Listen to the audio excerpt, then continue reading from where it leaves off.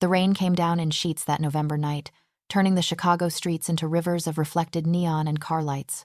Naomi Washington pressed herself against the cold brick wall of the alley, her breath coming in short, painful gasps as she listened for footsteps over the sound of the storm. 3 months. That's how long she'd been running. 3 months since she'd witnessed something she was never meant to see.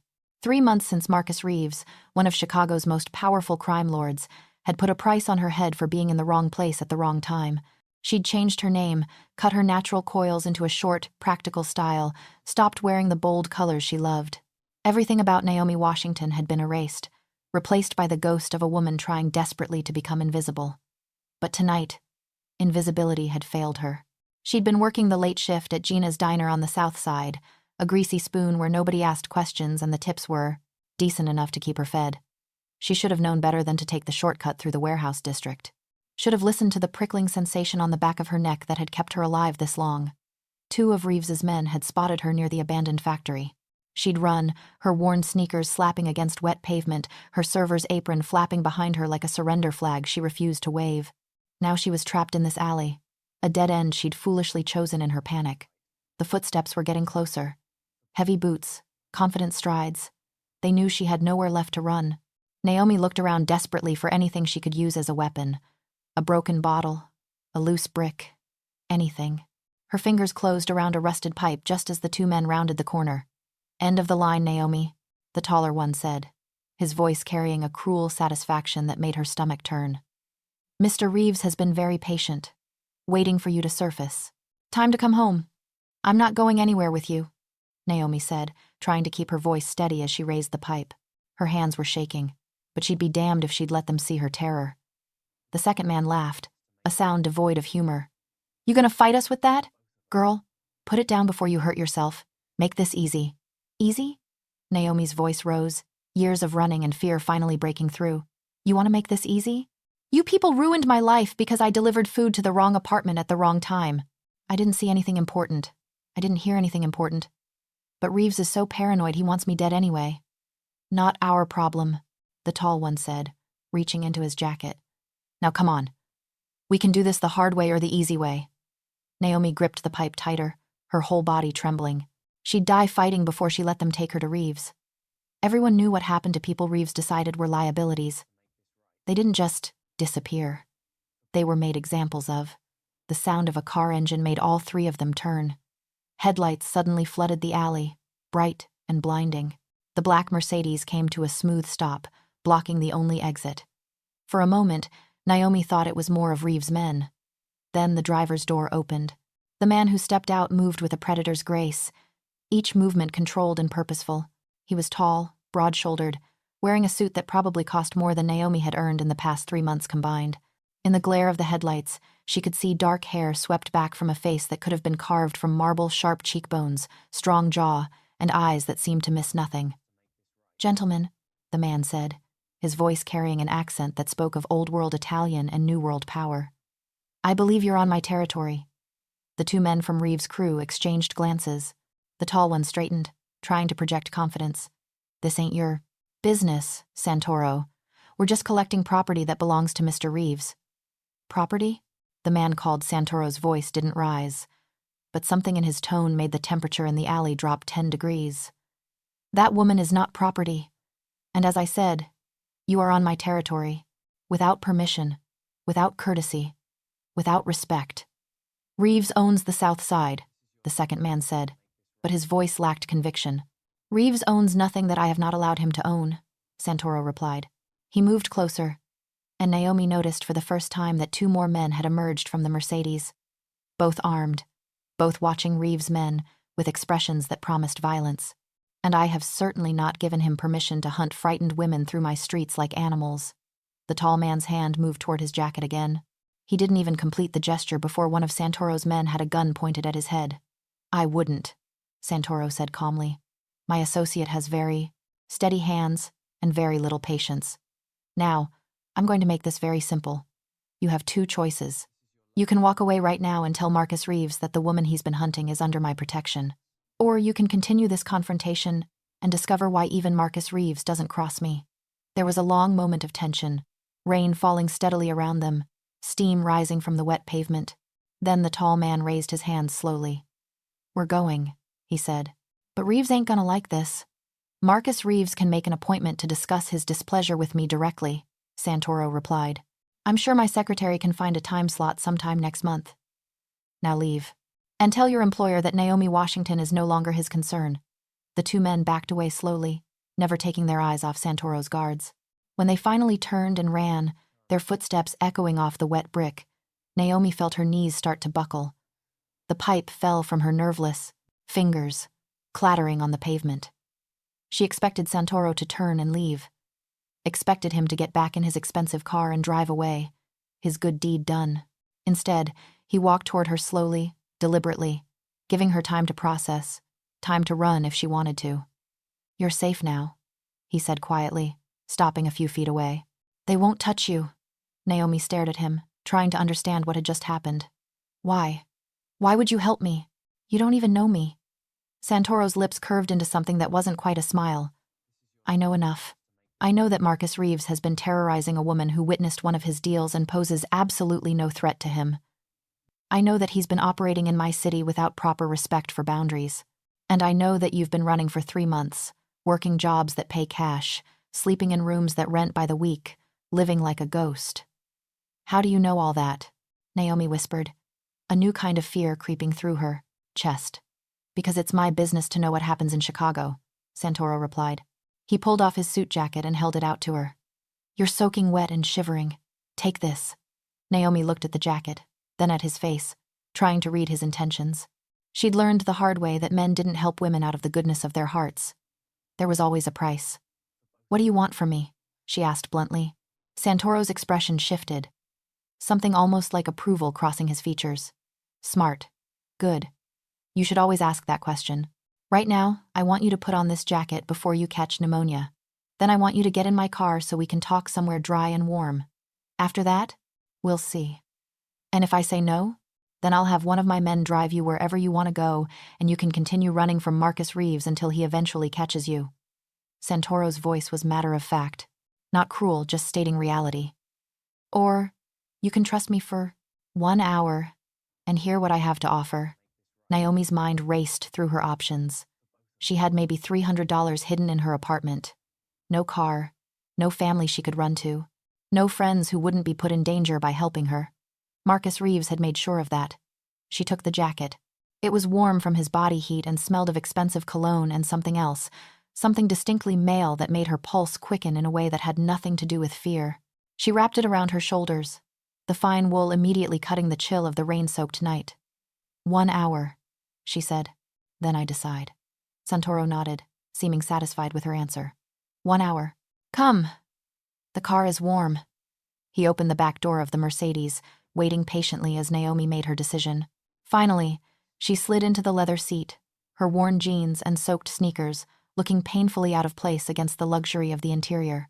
Santoro got in beside her, maintaining a respectful distance as one of his men took the driver's seat. The other guard got in the passenger side, and the car pulled smoothly out of the alley. "Where are we going?" "Go," Naomi asked, tension coiling through her shoulders as they drove through the rain-slicked streets. "Somewhere safe. Somewhere Marcus Reeves and his men will never touch you. Somewhere you can stop running." Santoro studied her face in the dim light of the car. "Tell me, Naomi Washington, are you tired of being afraid?" The question hit her like a physical blow. 3 months of looking over her shoulder, jumping at shadows, sleeping with a knife under her pillow, never staying in one place more than a week. 3 months of dying by inches, losing pieces of herself to fear and exhaustion. "Yes," she whispered. "I'm so tired." "Then let me offer you an alternative," Santoro said. "Work for me. I own several legitimate businesses throughout Chicago. Restaurants, hotels, real estate. I can give you a real job, a real apartment, a real life. In exchange, you will have my protection. And I promise you, Naomi, Marcus Reeves will not dare to touch anyone under my protection." It sounded too good to be true. And Naomi had learned that things that sounded too good to be true usually were. "What kind of businesses?" she asked carefully. Santoro's smile was cold and knowing. "The legitimate kind. I also have less legitimate ventures, but those would not involve you. I need people I can trust in my public-facing establishments." people who understand the value of loyalty and discretion. You've proven you can keep your mouth shut even when threatened. That's rare. And what happens if I say no? Then I'll have my men take you to the bus station, give you enough money to get far away from Chicago, and forget I ever met you. He paused, his dark eyes holding hers. But we both know that won't save you. Reeves has connections everywhere. Eventually he'll find you. Maybe in 6 months. Maybe in 6 years. But he'll find you. Naomi's hands tightened in her lap. She knew he was right. She'd been foolish to think she could outrun someone like Marcus Reeves indefinitely. All she'd done was delay the inevitable. And if I work for you, Reeves will just give up? If you work for me, Reeves will receive a very clear message that touching you would be unwise. Santoro's voice carried absolute certainty. I am not a man who makes idle threats, Naomi. If I tell Marcus Reeves that you are under my protection, he will believe me, and he will know that harming you would start a war he cannot win. The car turned down a tree-lined street in one of Chicago's most expensive neighborhoods. Massive houses sat behind iron gates and manicured lawns. They pulled up to a brownstone mansion that looked like something out of an old movie. This is my home, Santoro said as the car stopped. Come inside. I'll have my housekeeper prepare a room for you. You can shower, change into dry clothes, eat something. Then we can continue this conversation. Naomi hesitated, her hand on the door handle. Every instinct screamed that she was walking from one dangerous situation into another. But what choice did she have? At least Santoro hadn't threatened her, hadn't tried to hurt her. Had, in fact, saved her from Reeves's men. She got out of the car. The inside of the mansion was even more impressive than the exterior. Warm lighting illuminated hardwood floors, expensive artwork, and furniture that looked both antique and perfectly maintained. A woman in her 60s appeared almost immediately, her kind face creasing with concern when she saw Naomi's bedraggled state. Maria, this is Naomi Washington, Santoro said in English before switching to rapid Italian. The woman nodded, smiled at Naomi, and gestured for her to follow. Wait, Naomi said, turning back to Santoro. I don't speak Italian. Maria will take care of you, he assured her. She doesn't speak much English, but she understands hospitality in any language. I'll send up some clothes. Take your time. When you're ready, come downstairs and we'll talk. Naomi followed Maria up a sweeping staircase to a bedroom that was bigger than the entire apartment she'd been hiding in. The attached bathroom had a shower with 6 different jets and enough marble to build a small temple. True to Santoro's word, within minutes, someone knocked and left a stack of clothes outside the door.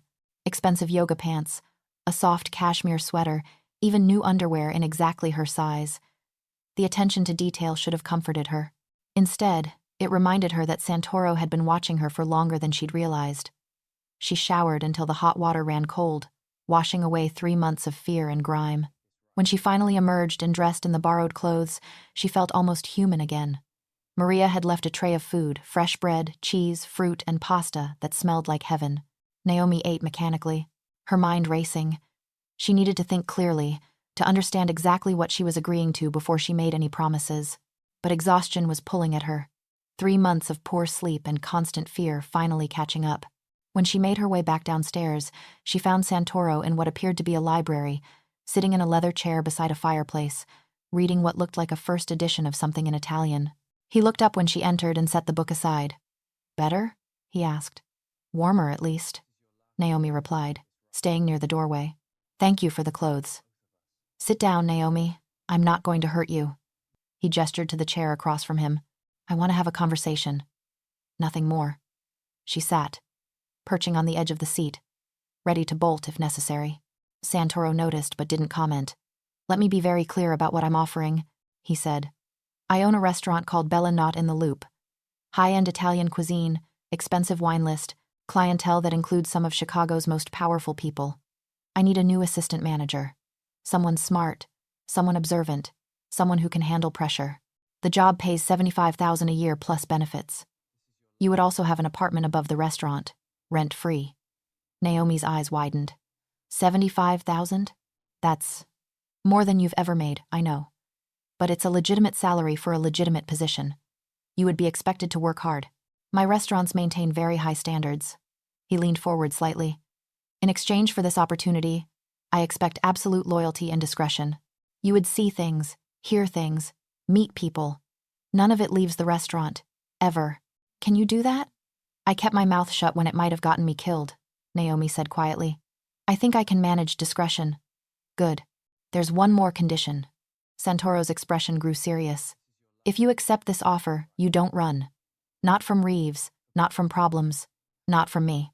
If something frightens you, if someone threatens you, you come to me immediately. Running is what got you hunted through alleys in the rain. Trust is what will keep you safe. Trust. Naomi laughed, but there was no humor in it. You're asking me to trust a man whose full name I don't even know. Dante Santoro, he said simply. And you're right not to trust easily, but I'm asking you to trust that my word means something. When I tell you that you're under my protection, I mean it. When I promise that Marcus Reeves will not touch you, I mean it. And when I say that if you run from me, I will find you. He paused, his dark eyes holding hers with an intensity that made her breath catch. I mean that too. There was something in the way he said it. Not a threat, exactly. More like a promise. A certainty that made Naomi's pulse race for reasons she didn't want to examine too closely. What if I take the job and it doesn't work out? She asked, trying to focus on practical concerns. Then we part ways professionally, and my protection remains in place. I'm not a monster, Naomi. I don't trap people. But I do expect honesty and effort. He stood, walked to a desk in the corner, and returned with a folder. This is a contract. Standard employment agreement. Read it carefully. Take it to a lawyer if you want. I won't be offended. Naomi took the folder with trembling hands. The contract looked professional, detailed, exactly what he'd described. There were no hidden clauses about owing him favors or being bound to him forever. Just a job offer, better than anything she'd ever been offered before. I have one question, she said, looking up from the papers. Why me? You could hire anyone. Someone with experience, with credentials. Why go out of your way to help someone like me? Santoro was quiet for a moment, his expression thoughtful. Because I understand what it means to be hunted. Because I believe in second chances. And because something in my gut told me that you were worth saving. He smiled slightly. My gut is rarely wrong. Naomi looked down at the contract again, her mind spinning. This was insane. She was in a stranger's mansion, being offered a dream job by a man who was clearly connected to the same underworld that had destroyed her life. Every rational bone in her body screamed that this was a trap. But she was so tired of running, so tired of being afraid. And something about Dante Santoro, something about the certainty in his voice when he promised protection, made her want to believe. I need time to think, she said finally. Of course. The room upstairs is yours for as long as you need. Take a few days. Rest. Read the contract. When you're ready to decide, let Maria know and I'll be available to answer any questions. He moved toward the door, then paused. Oh, and Naomi? You don't have to be afraid here. This house has security that would make Fort Knox jealous. Sleep well. He left her alone in the library, the contract heavy in her hands, her future balanced on the edge of a decision that felt both terrifying and inevitable. Naomi spent 3 days in Dante Santoro's mansion, and each day made her more confused. She'd expected pressure, manipulation, subtle threats to push her toward accepting his offer. Instead, she got Maria bringing her breakfast each morning with a warm smile.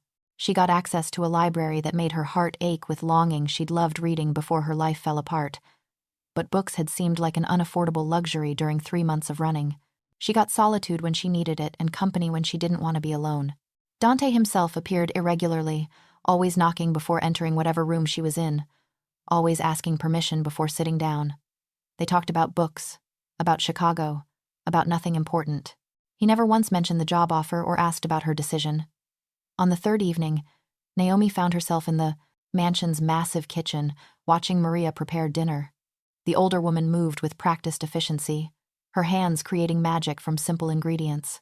She hummed while she worked, pausing occasionally to gesture for Naomi to taste something or to teach her the Italian word for whatever she was using. Basilico, Maria said, holding up fresh basil. Basilico. Basilico, Naomi repeated, making Maria beam with approval. The kitchen door opened and Dante walked in, loosening his tie after what had apparently been a long day. He spoke to Maria in Italian, his voice warm with affection, and the older woman swatted at him with a dish towel before pointing sternly at the table. She's insisting I stay for dinner. Dante translated for Naomi's benefit. Maria believes no one should eat alone. Do you mind the company? It's your house, Naomi pointed out. But you're my guest. If you'd prefer to eat in peace, I can take mine to my office. Something about the offer, the genuine consideration in it, made Naomi's defenses crack just a little bit more. You can stay, she said. Dinner was surprisingly pleasant. Maria served pasta that made Naomi want to weep with joy. And Dante told stories about growing up in Chicago.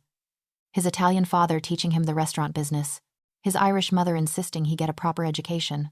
He talked about learning to navigate between two worlds, two cultures, two very different sets of expectations. My father wanted me to take over the family businesses, Dante said, swirling wine in his glass. My mother wanted me to go to law school and become legitimate. I disappointed them both by doing exactly what I wanted. Which was? Naomi asked, finding herself genuinely curious. Build an empire. His smile was sharp and unapologetic, legitimate and otherwise. Make sure the Santoro name meant something. Ensure that my family would never have to bow to anyone ever again. There was history in those words, pain and pride, mixed together.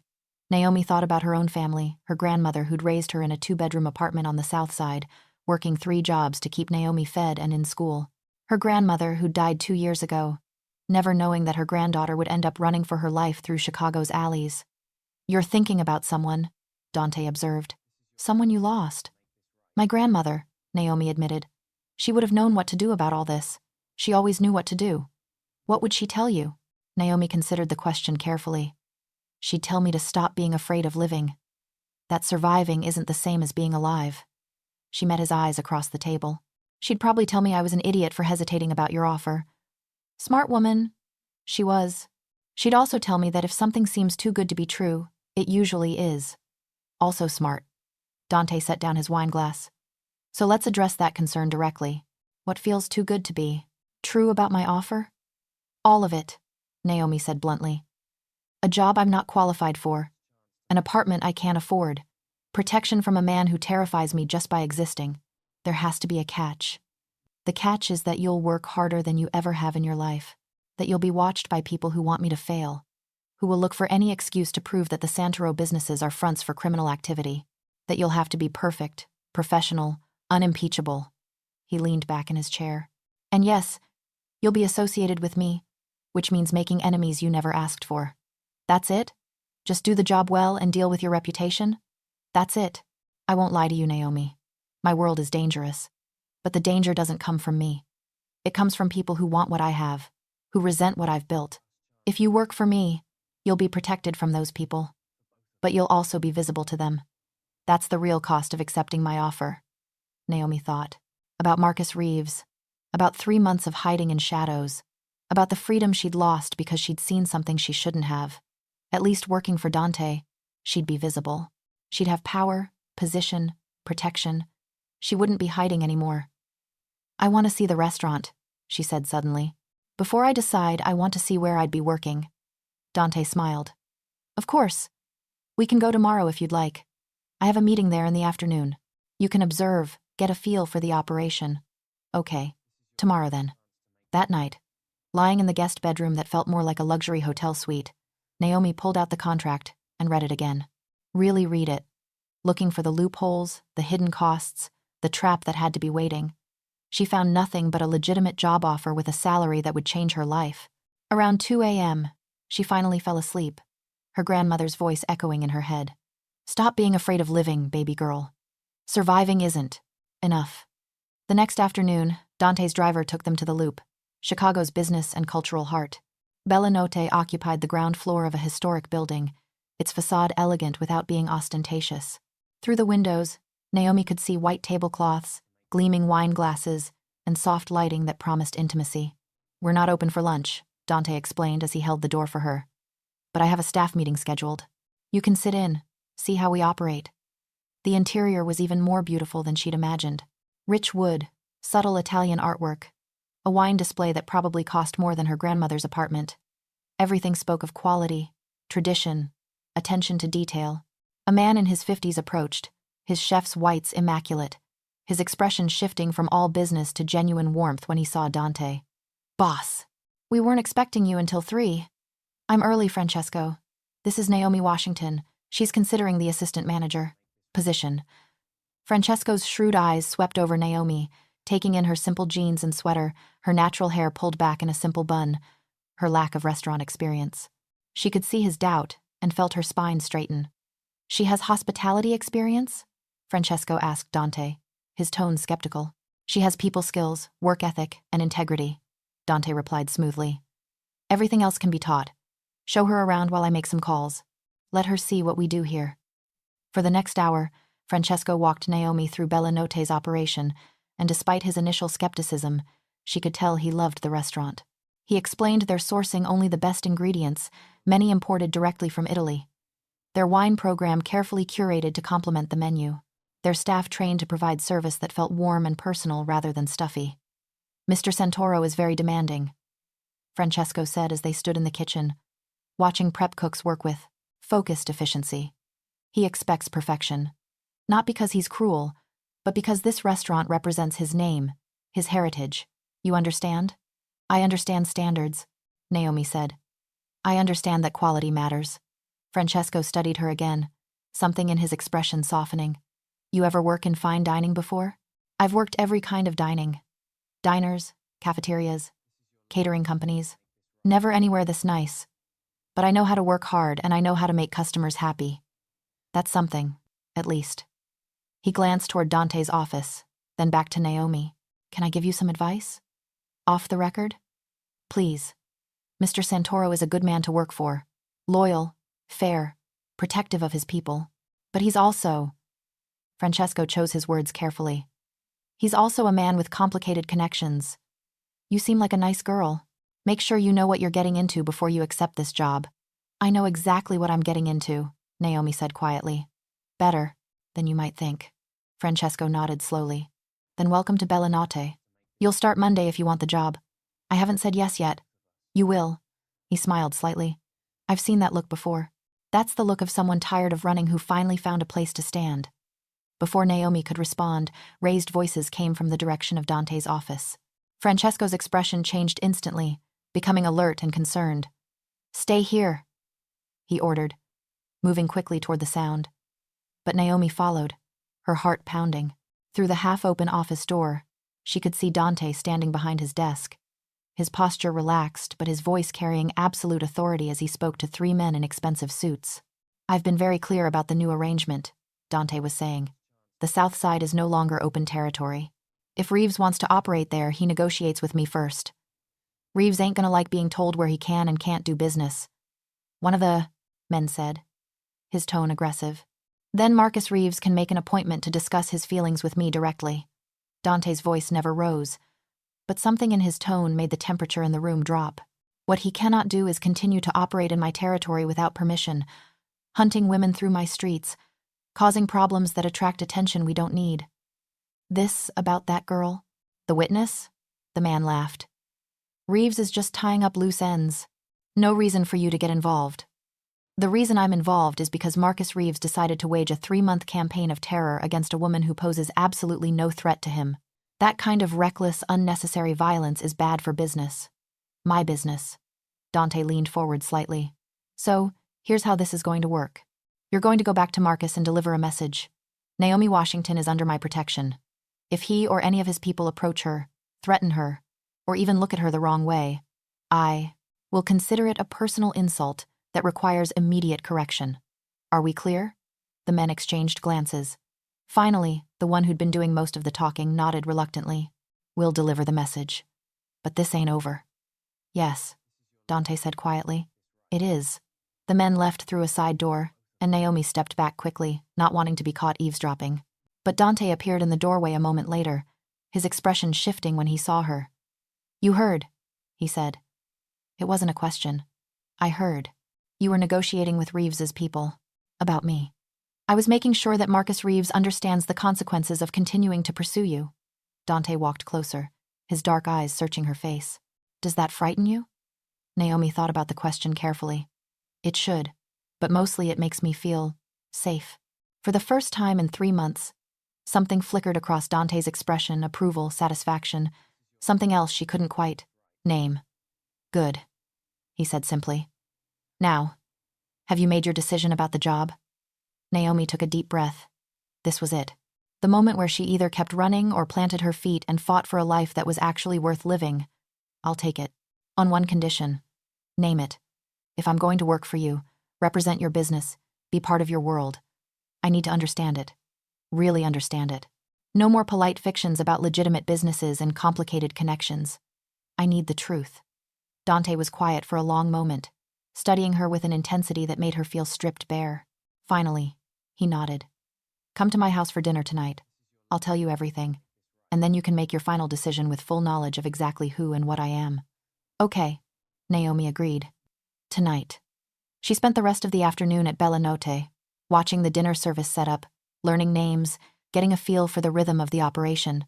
Francesco introduced her to the staff as the new assistant manager, and while some looked skeptical, most seemed welcoming enough. At 7, Dante's driver took her back to the mansion. Maria had laid out a simple black dress that fit Naomi perfectly, and she wondered again at the level of attention to detail that Dante commanded. Dinner was served in a formal dining room that probably seated 20 but felt intimate with just the two of them at one end of the long table. Wine that tasted like liquid rubies. Food that made Bella Notte's menu seem casual by comparison. And throughout it all, Dante talked. He told her about his grandfather, who'd come from Sicily with nothing but determination and a willingness to do what was necessary to build a life for his family. About his father, who'd walked the line between legitimate business and the old ways, building an empire that straddled both worlds. About Dante himself, who'd taken that empire and expanded it, modernized it, made it powerful enough that even Chicago's traditional crime families had to acknowledge the Santoro name. I'm not going to pretend that all my businesses are legitimate, Dante said, his voice steady and unapologetic. Some of what I do operates in gray areas that would make most people uncomfortable. But I have rules. No drugs that destroy communities, no trafficking of any kind, no targeting of innocents. Violence is a last resort, not a first response. And Marcus Reeves violated those rules, Naomi said, understanding dawning.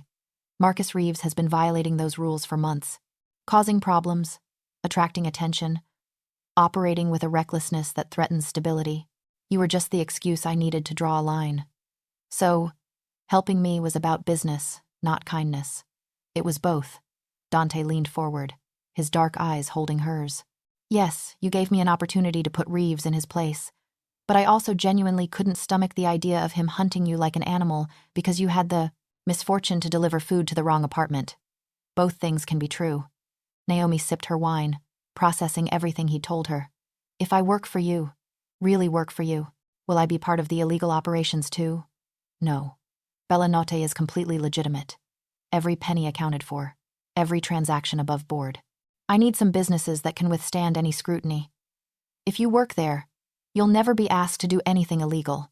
That's a promise. But I'll know, Naomi said quietly. I'll know where some of your money comes from. What some of your meetings are really about. Yes. Which is why discretion is so important. Which is why I need people I can trust, absolutely. Naomi set down her wine glass and looked directly at him. What happens if I change my mind later? If I decide I can't live with knowing what I know? Then you give me 2 weeks' notice like any other employee, and you leave with excellent references and my protection intact. I won't force you to stay, Naomi. Ever. He paused. But I will ask that you give me a chance. Let me prove that working for me isn't the devil's bargain you're imagining. And if I try to run? If I get scared and disappear in the middle of the night? Dante's expression changed, something dark and intense flickering across his features.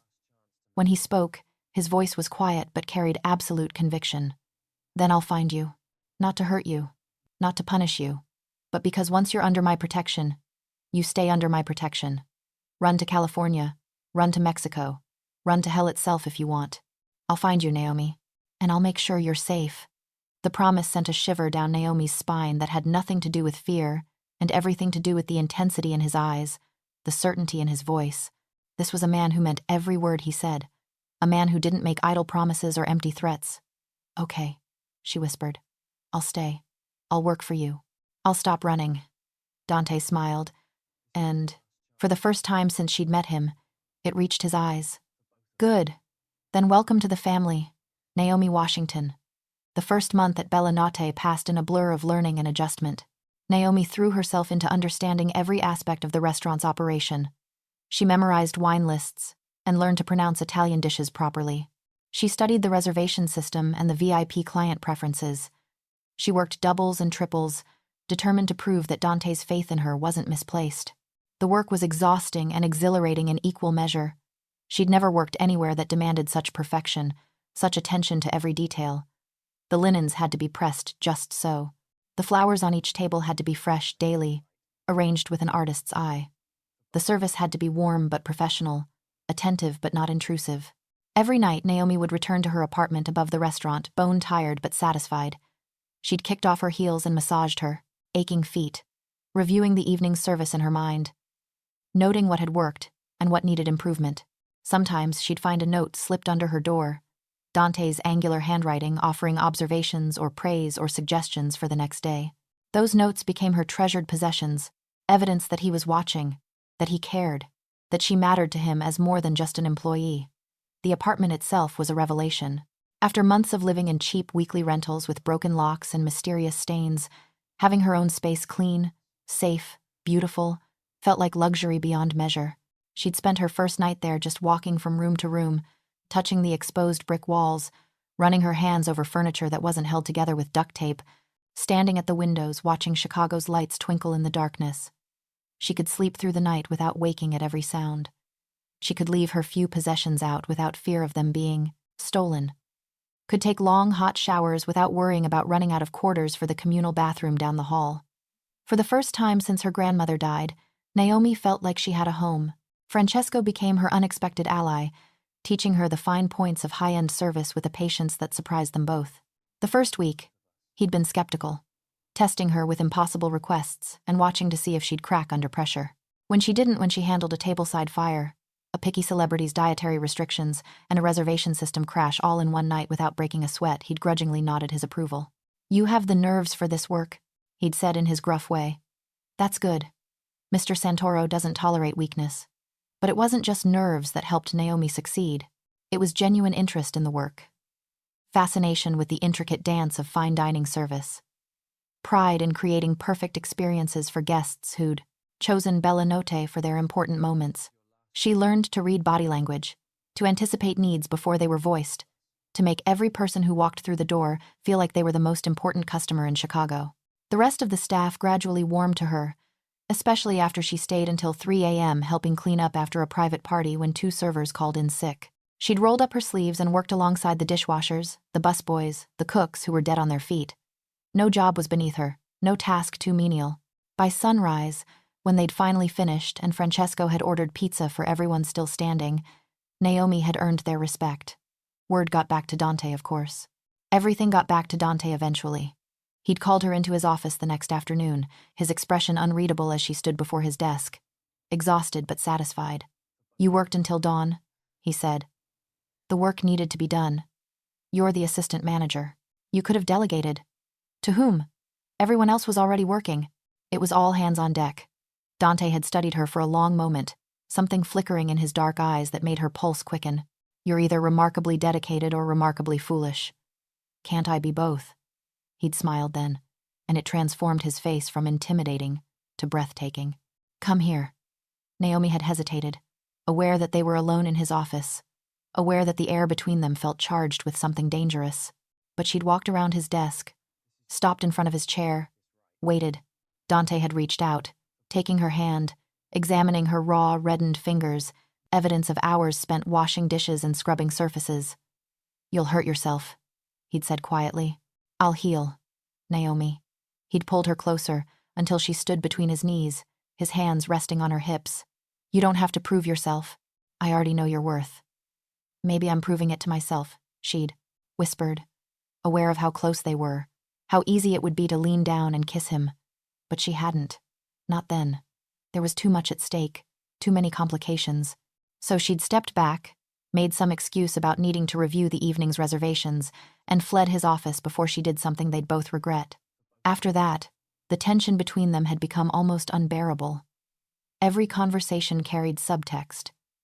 Every accidental touch felt electric. Every time their eyes met across the restaurant floor, Naomi felt something pull tight in her chest, want and fear and longing all tangled together. The apartment above the restaurant became her sanctuary. It was small but beautiful. with exposed brick walls and large windows that overlooked the Chicago streets. Naomi would stand at those windows in the evening, watching the city pulse with life below, feeling both connected to it and separate from it in a way she'd never experienced before. She bought plants from a corner, market succulents that could survive her irregular schedule. She hung curtains that she'd found at a thrift store, simple white cotton that let in light while providing privacy. She filled the bookshelves with volumes borrowed from Dante's library, marking her place with receipts and business cards, always careful to return them in perfect condition.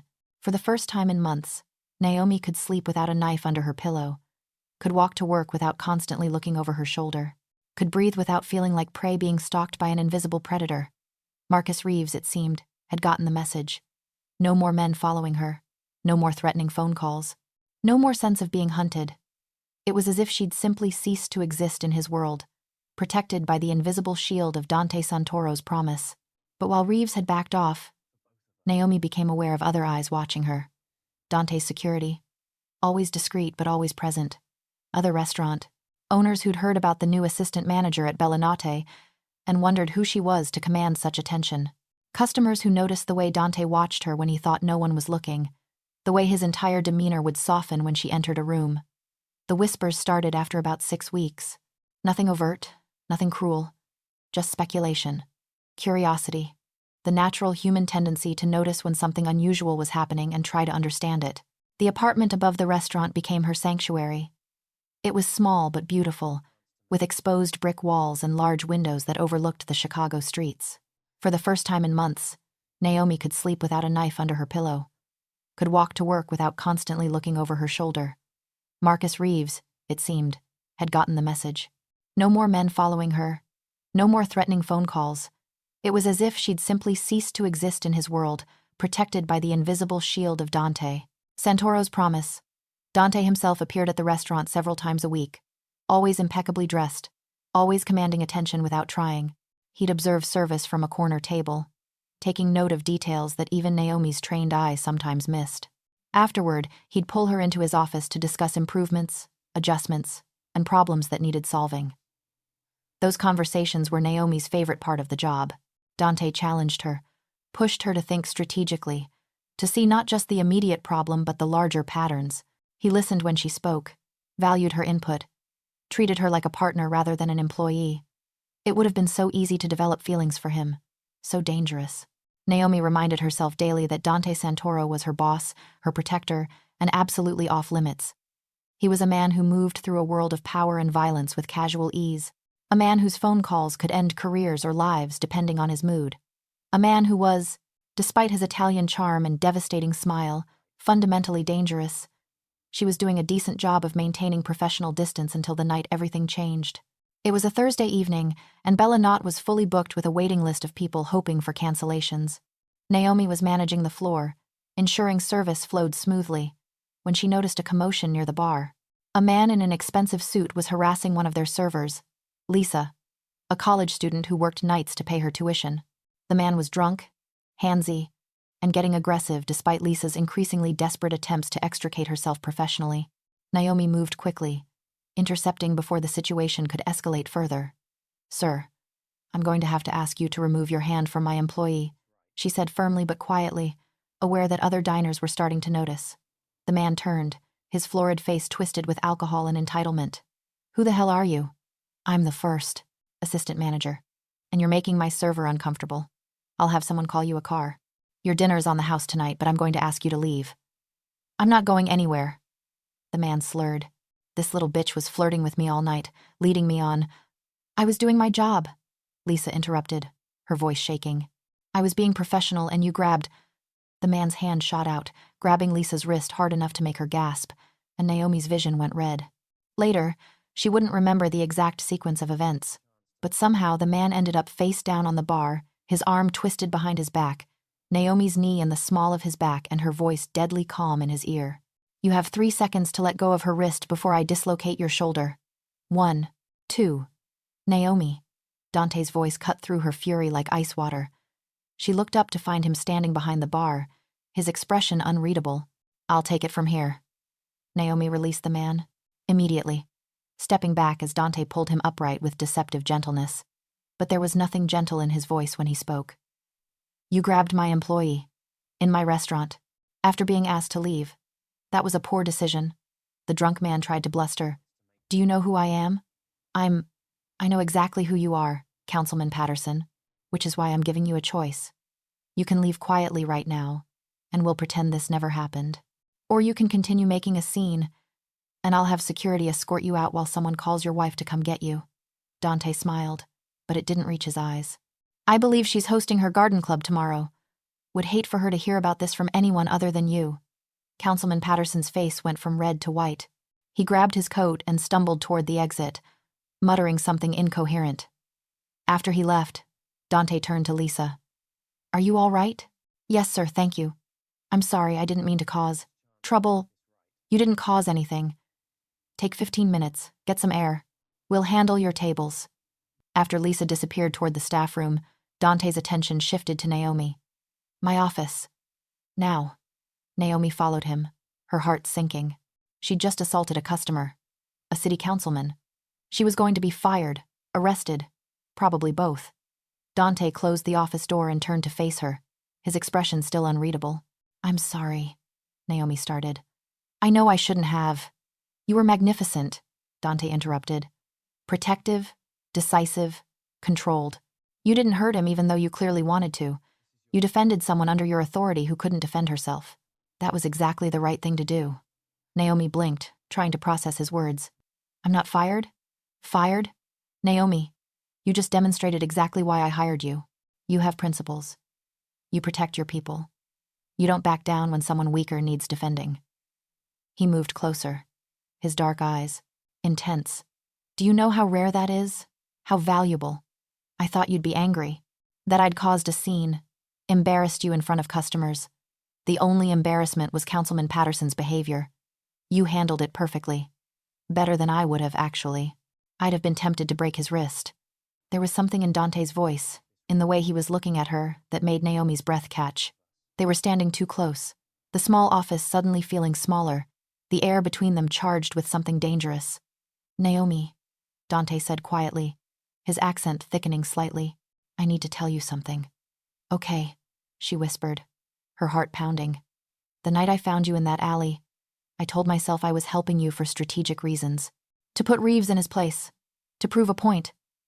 But that was a lie. What do you mean? I mean that from the moment I saw you standing there, soaking wet and terrified but refusing to surrender. Refusing to let them break you. Something changed. I've spent weeks telling myself it was just protectiveness, just recognition of your strength and courage. But watching you tonight, seeing you defend Lisa without hesitation. He stopped, seeming to struggle for words. I can't pretend anymore that what I feel is purely professional. Naomi's world tilted. Dante, I know all the reasons this is complicated. I'm your boss, your protector, the man who holds your safety in his hands. There's a power imbalance that makes this inappropriate at best, dangerous at worst. And if you tell me right now that you want me to pretend this conversation never happened, I will. I'll be your boss and nothing more. And we'll never discuss it again. Naomi knew she should say yes. Should maintain the professional distance that kept her safe and sane. Should thank him for his honesty and decline politely. Instead, she heard herself whisper, and if I don't want to pretend? Dante's eyes darkened. Then I need you to be very sure, Naomi. Because if we cross this line, everything changes. I don't do casual. I don't do temporary. When I claim something as mine, I mean it absolutely. So, before you answer, think very carefully about what you're saying yes to.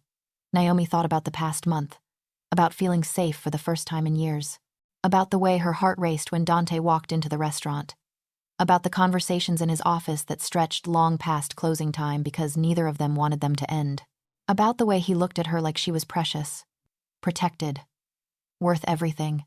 I want this, she said, her voice steady despite her racing heart. I want you, whatever that means, however complicated it gets. I want it. Dante's control snapped. He closed the distance between them in one step, his hands framing her face as he kissed her with an intensity that stole her breath. Naomi melted into him, her arms wrapping around his neck. 3 months of tension and attraction finally finding release. When they finally broke apart, both breathing hard, Dante rested his forehead against hers. Mine, he said quietly, fiercely. Say it. Yours, Naomi whispered back, and felt the truth of it settle into her bones like destiny. The next 3 months were the happiest and most terrifying of Naomi's life. Dante was an intense, attentive, sometimes overwhelming lover. He showed up at her apartment with groceries and cooked her elaborate Italian meals. He sent flowers to the restaurant with notes in Italian that made Francesco blush and refuse to translate. He integrated her into his life with a possessiveness that should have frightened her, but instead made her feel cherished. They kept their relationship quiet at first, professional at work, private everywhere else. But gradually, people began to notice. The way Dante's eyes followed Naomi around the restaurant. The way she could walk into his office without knocking. The way his hand would sometimes rest possessively on the small of her back when he thought no one was watching. Maria, Dante's housekeeper, figured it out immediately and seemed delighted, teaching Naomi Italian phrases and family recipes with enthusiasm. Francesco maintained careful neutrality, but started referring to Naomi as the boss's lady when Dante wasn't around. The rest of Chicago's underworld noticed too. Naomi became aware of being watched more carefully, assessed more thoroughly. She was no longer just Santoro's employee. She was something more valuable and therefore more vulnerable. Dante's response was to become even more protective. He hired additional security for the restaurant, had his men follow Naomi discreetly whenever she left the loop, made it very clear to everyone in his world that touching Naomi Washington would be the last mistake they ever made. It should have felt suffocating. Instead, it felt like being wrapped in armor. They were lying in Dante's massive bed one Sunday morning, tangled in silk sheets, when Naomi finally asked the question that had been haunting her. What happens when someone decides to challenge your protection of me? When loving me becomes a liability instead of an asset? Dante's arm tightened around her. That won't happen. You can't promise that. Someone could use me to get to you, could threaten me to make you do something you don't want to do. Then I would destroy them so completely that no one would ever make that mistake again. His voice was matter-of-fact, devoid of drama. You're not a liability, Naomi. You're my greatest strength and my greatest vulnerability, and I'm aware of the danger that creates. But I'm also aware that some things are worth protecting at any cost, even if it means going to war, especially then. He rolled over, bracing himself above her, his dark eyes serious. Do you understand what you are to me? You're not just the woman I'm sleeping with. You're the woman I wake up, thinking about. The woman who makes me want to build something better than what I inherited. The woman who makes me believe that maybe I can be more than my father's son. Naomi reached up, tracing the line of his jaw. You already are more than your father's son. Because of you. You make me want to be better, Naomi. Legitimate. Clean. Everything my mother hoped for, and my father never achieved.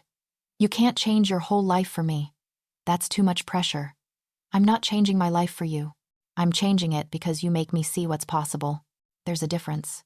He kissed her then, deep and demanding, and Naomi lost herself in sensation, in the feeling of being wanted so completely it bordered on obsession.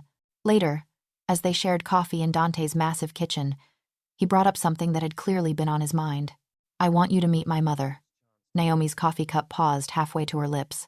Your mother? Dante. Are you sure that's a good idea? She's been asking about you. Apparently, Maria talks, and my mother has decided she needs to meet the woman who's civilizing me. I don't know if I'm civilizing you, and I'm not sure I'm ready to meet your family. It's just dinner. My mother, my younger sister, Sophia. Maria will be there, which means you'll already know someone. It'll be fine. What if she hates me? Impossible. My mother is going to love you because you make me happy, and because you're strong enough to call me on my bullshit, which is something she's been hoping I'd find in a partner for years. Despite her nervousness, Naomi found herself agreeing, because saying no felt like hiding, and she was done hiding. The dinner was at Dante's mother's house, a beautiful brownstone in Lincoln Park that had clearly been in the family for generations. Colleen Santoro turned out to be a formidable Irish woman in her 60s, with sharp eyes and a warm smile.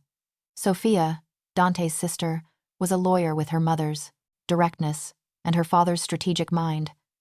She assessed Naomi with undisguised curiosity before apparently deciding she approved. The evening was surprisingly pleasant. Colleen told stories about Dante as a child, making him groan with embarrassment while Naomi laughed. Sophia asked pointed questions about Naomi's work at Bellinate, clearly testing to see if she was genuinely interested in the business or just along for the ride. After dinner, Colleen pulled Naomi aside under the pretense of showing her the garden. My son is in love with you, she said without preamble. Probably has been since the night he found you in that alley, though he's too stubborn to admit it yet. Naomi didn't know what to say to that. Mrs. Santoro, Colleen, please. And I'm not saying this to pressure you. I'm saying it because I want you to understand what that means. Dante is my son, and I love him. But I'm not blind to what he is. He's powerful, dangerous, and he operates in a world that destroys most of the people who touch it. I know what he is, Naomi said quietly. Do you? Do you really understand what it means to love a man like Dante? It means living with constant fear. It means accepting that violence is always just beneath the surface. It means building a life on a foundation that could crumble at any moment.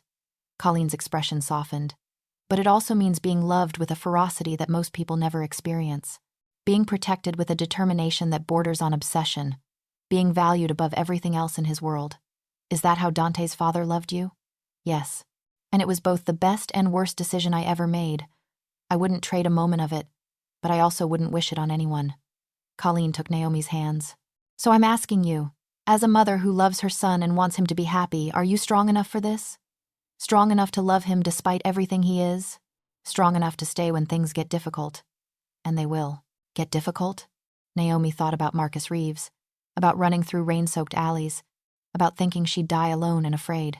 Then she thought about Dante, about feeling safe for the first time in years, about being loved so completely it sometimes took her breath away. I'm strong enough, she said firmly. I'm not going anywhere. Colleen smiled, looking satisfied. Good. Because my son deserves someone who won't run when the world he lives in gets ugly. Someone who sees both the man he is and the man he's trying to become. That night, driving home through Chicago's streets, Dante asked what his mother had said. She asked if I was strong enough to love you, Naomi admitted. If I understood what I was signing up for. And what did you tell her? That I'm not going anywhere. That I'm strong enough for whatever comes. She looked at him in the dim light of the car. Was that the right answer? Dante reached over, lacing his fingers through hers. It was the only answer I needed to hear. The test came 2 months later, in the form of Alessandro Russo. Russo was old-school Chicago mob, with connections that went back 3 generations and a reputation for violence that made even Dante cautious. He'd been circling the Santoro businesses for months, looking for weaknesses, testing boundaries. Naomi first became aware of him when he showed up at Bellinotte with an entourage, demanding the private dining room without a reservation. Francesco was ready to turn him away, but Naomi saw the dangerous glint in Russo's eyes and made the call to accommodate him. She regretted it immediately. Russo and his men were loud, disrespectful to the staff, and generated multiple complaints from other diners. When Naomi politely asked them to lower their voices, Russo's attention fixed on her with predatory interest. You're Santoro's woman, he said, his accent thick with old country Italian. I've heard about you. The little black girl he pulled from the gutter and dressed up pretty. Naomi felt ice slide down her spine, but she kept her expression neutral. I'm the assistant manager of this restaurant, and I'm going to have to ask you and your party to keep your voices down or I'll have to ask you to leave. Russo laughed, a sound that made her skin crawl. You got balls. I'll give you that. Santoro trained you well. He leaned closer, his breath reeking of expensive wine and malice. Tell me, does he know that you're a witness? That Marcus Reeves wanted you dead before Santoro decided to play protector? That's not relevant to... Oh, but it is. See, I've been thinking about Marcus's problem with you, about what you saw in that apartment, and I'm wondering if maybe Santoro doesn't know the whole story. Maybe he doesn't know exactly what you witnessed or who was involved. Naomi's hands clenched at her sides. I didn't see anything that would interest you or anyone else. It was a coincidence, nothing more. Was it? Russo stood, moving into her personal space in a way that was clearly meant to intimidate. Because the way I heard it, you saw Marcus Reeves meeting with a certain politician who's been very helpful to a lot of people in this city. And maybe that politician wouldn't like the idea of a witness being alive and under Santoro's protection. I don't know what you're talking about. No? Russo smiled. And it was the most frightening thing Naomi had ever seen. Then maybe we should ask Santoro what he knows. Maybe we should have a conversation about whether protecting you is worth the political complications you represent. He left with his entourage, leaving Naomi shaking in the middle of the restaurant. She immediately called Dante, her hands trembling as she dialed. He arrived within 20 minutes, his expression dark when he saw her face. Tell me everything, he commanded, leading her to his office. Naomi recounted the conversation, watching Dante's expression grow progressively more dangerous. "He's trying to make you a liability," Dante said when she finished. "Trying to make me question whether protecting you is worth the political blowback." "Is it?" Naomi asked quietly. "Dante, if what I saw really involves some important politician, if it really could cause you problems." "No." His voice was flat, absolute. "We're not having this conversation. Russo can threaten, can posture, can try to make this complicated. It doesn't change anything." "But, Naomi," Dante pulled her close, his hands framing her face. "Listen to me very carefully. I don't care what you saw. I don't care which politician was in that apartment or what it means for my business relationships. You are not expendable. You are not a liability. You are mine, and I protect what's mine. Always. Even if it costs you? Especially then." He kissed her forehead. "Russo made a mistake tonight. He threatened you in my restaurant, tried to make you afraid, tried to drive a wedge between Farfida. That requires a response." "What kind of response?" "The kind that makes very clear that you are untouchable. That threatening you is the same as threatening me directly. That there are consequences for making my woman feel unsafe in her own workplace." Over the next week, Naomi watched Dante move with calculated precision. Russo's businesses started having problems, health inspections that suddenly got very thorough, liquor licenses that needed review, construction projects that faced unexpected delays. Nothing illegal, nothing overt, just a systematic demonstration of power that made it very clear who really controlled Chicago. The message was received. Russo came to Bella Notte one evening, but this time it was to apologize, to clarify that there had been a misunderstanding, to assure Dante that he had no interest in causing problems. Naomi watched from the bar as Dante accepted the apology with cold courtesy, and she understood something fundamental about the man she loved. He didn't just protect her with words or threats. He protected her with action, with power, with the absolute certainty that anyone who threatened her would face consequences that made the risk not worth taking. That night, in his bed, she told him what she'd been thinking for weeks. "I love you," she said simply. "I'm in love with you, Dante Santoro. Completely, terrifyingly in love." Dante went very still, his dark eyes searching her face. "You're sure? Because once you say those words to me, Naomi, there's no taking them back. Once you're mine in that way, you're mine forever. I won't let you go.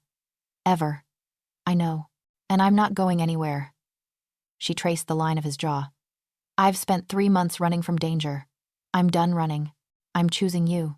Choosing this life. Choosing us. Forever. Forever," Dante repeated, and kissed her with a possession that made her breath catch. "Mine. Forever mine." "Yours," Naomi agreed. "Forever yours." 6 months later, Naomi stood in Dante's office at Bella Notte, reviewing the quarterly financials. The restaurant was thriving, the staff was happy, and she'd never been more professionally fulfilled in her life. She'd also never been more in love. Dante had been true to his word in every way, protective without being controlling, supportive without being condescending. He'd helped her grow as a manager, as a leader, as a partner, and he'd loved her with an intensity that still sometimes took her breath away. She was so absorbed in the spreadsheets that she didn't hear him come in until his arms wrapped around her from behind. "Working late again, mi amore? Someone has to make sure your businesses actually make money," Naomi teased, leaning back into his embrace. "And you do it beautifully." He kissed her neck. "But I have something more important than financials to discuss." "More important than profit margins?" Shocking. Dante turned her in his arms, his expression serious. "Marry me." Naomi's world stopped. "What?" "Marry me, Naomi. Be my wife. Let me make this permanent in every possible way." He reached into his jacket and pulled out a small velvet box. "I know it's fast. I know we've only been together for 9 months. But I've known since that first night in the alley that you were mine. Everything since then has just been waiting for the right moment to make it official." He opened the box to reveal a ring that made Naomi's breath catch a deep red ruby surrounded by diamonds, set in platinum. It was dramatic, unique, perfect. "The ruby reminded me of you," Dante said softly. "Strong, precious, beautiful, impossible to overlook or forget." He took the ring from the box. "So I'm asking you, Naomi Washington, will you marry me? Will you let me spend the rest of my life protecting you, loving you, building something extraordinary with you?" Naomi looked at the ring, at Dante's face, at the future stretching out before them. A future that would be complicated and sometimes dangerous. A future that would require strength and courage and absolute commitment. A future she wanted more than she'd ever wanted anything. "Yes," she whispered. "Yes, I'll marry you." Dante slid the ring onto her finger, and Naomi felt the weight of it like a vow, like a promise, like destiny clicking into place. They were married 3 months later in a private ceremony at Colleen Santoro's house. Naomi wore a simple white dress that Maria had helped her choose. Dante wore a suit that made him look like he'd stepped out of a classic Italian film. Sofia stood as Naomi's maid of honor. Francesco walked her down the aisle since her grandmother wasn't there to do it. The ceremony was small, intimate, witnessed by the people who mattered most.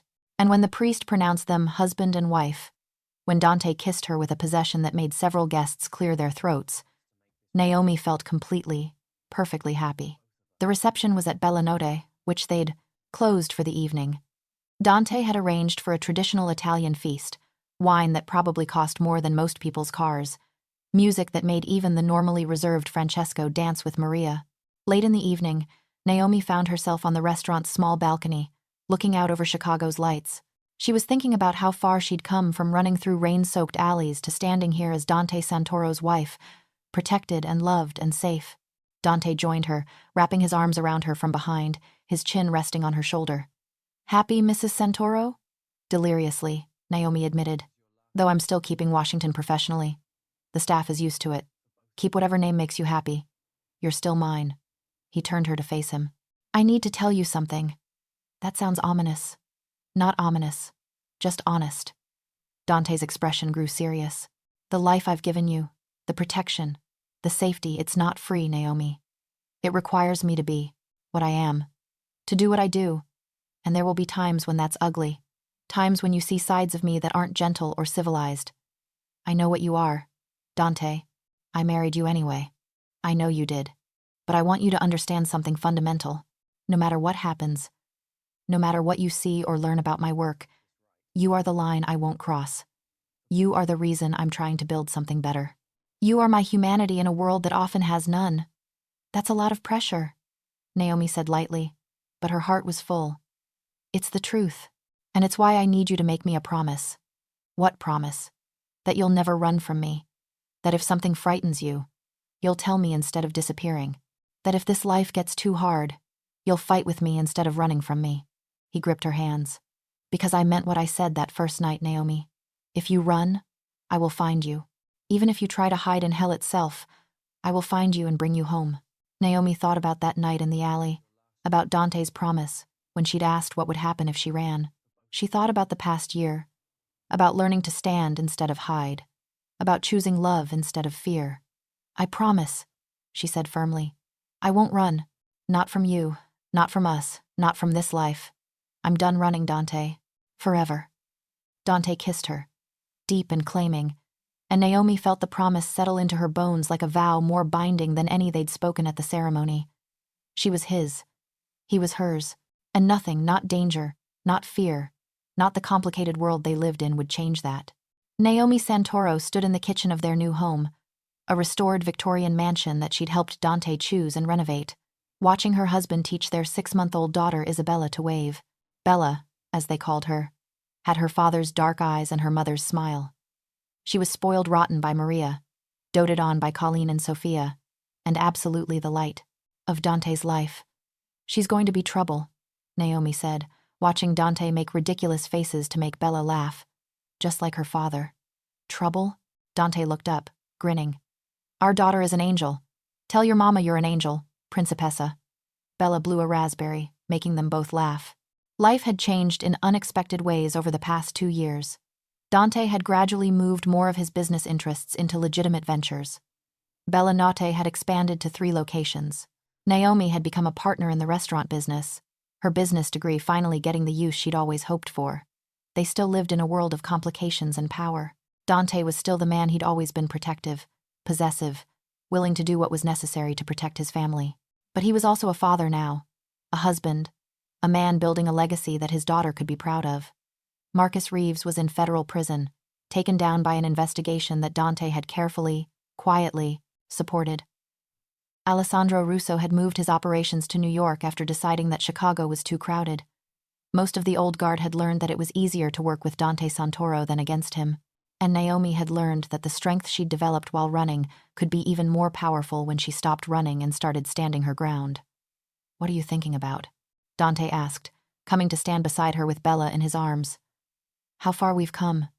How different my life is from what I imagined 2 years ago. Better or worse? Better. So much better." She kissed Bella's forehead, then Dante's cheek. "I love you. Both of you. And I love you," Dante replied. "Forever mine, remember? Forever yours," Naomi agreed, watching their daughter yawn and nestle into her father's chest. No matter what. That night, after Bella was asleep and they were tangled together in their massive bed, Dante traced patterns on Naomi's shoulder. "You know," he said, thoughtfully, "I've been thinking about that night in the alley. About the promise I made." "Which promise?" "That I'd find you even in hell if you tried to run." "I remember. Very romantic." Dante laughed. "It was meant to be terrifying, actually. But you weren't scared." "I was terrified. Just not of you. Not really." "Why not?" Naomi turned to face him in the darkness. "Because even then, even when I didn't know you, I could see that your promises meant something. That when you said you'd protect me, you meant it absolutely. That kind of certainty. It wasn't scary. It was everything I'd been searching for without knowing it. And now I know I made the right choice. Choosing you, choosing this life, choosing to stop running and start building something real." She kissed him softly. "I love you, Dante Santoro. My husband, my protector, my home. Mi amore," he whispered back. "Forever mine. Forever yours," Naomi agreed, and felt the truth of it settle into her soul like the most binding promise ever made. She'd tried to run from her past, from danger, from fear. And in doing so, she'd run straight into the arms of a man who promised to find her anywhere, even in hell itself. It turned out hell wasn't where she was headed. Heaven was the heaven of being loved completely, protected absolutely, cherished beyond measure. And she'd never run from that. Not ever.